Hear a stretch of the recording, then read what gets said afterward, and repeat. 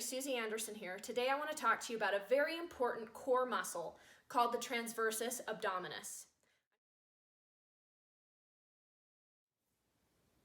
This muscle is the deepest muscle in your core. It is the muscle that holds your guts in your body. You cannot see this. If you see somebody that has a great six-pack, you're not seeing their transversus abdominis. It's actually underneath all the pretty muscles in a six-pack. But this muscle is so important. It helps us with our posture. It keeps us upright. Over time, if you keep this muscle strong, it will maintain all of the separation between your vertebrae and your spine so that you don't get them compressing over time. These exercises that we're going to do are going to strengthen your pelvic floor, so you're going to be protected from both hernias in your groin and hernias in your abdomen, but it's also going to give you a lot of rotational power as you're swinging through your mechanics in pickleball. When I do these exercises, I use a special tool called the stabilizer. I'm going to show you a picture of it now. This can be purchased on Amazon. You can do these exercises without the stabilizer. However, you won't be getting the biofeedback needed to train the coordination of the muscle in addition to the strength. These exercises are a series that are meant to build upon each other. You start at level 1. Once you've passed off level 1, you move to level 2, 3, and 4, 4 requiring the most coordination and strength of the muscle. How do we pass off a level? Here's how. Each exercise will be completed each day, 1 or 2 times a day. If you want the most bang for your buck, do it in the morning, do it in the evening, 3 sets each time. Each set is only a minute, so it won't take very long. Rest for at least a minute in between. So, say we're going to do our exercises on Monday. Monday morning, 3 sets, 1 minute apiece, with 1 minute rest in between. How do we pass it off? Well, you get 4 strikes or less in order to pass it off. A strike happens when you're using the stabilizer.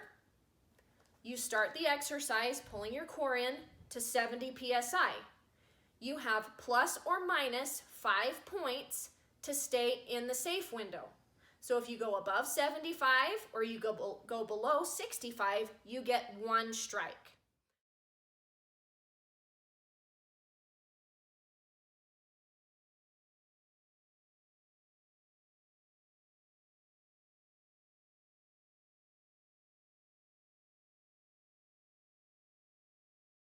When you put the stabilizer under your back and rest your weight on it, it should be at 40 psi.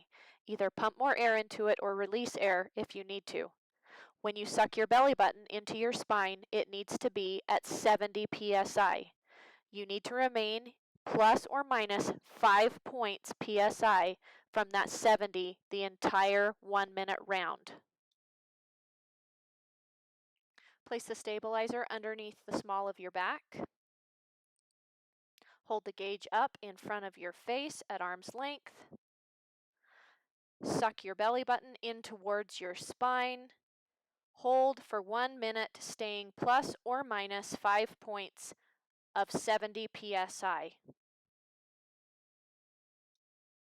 Pull your belly button in towards your spine. Alternate sliding each heel down to full leg extension.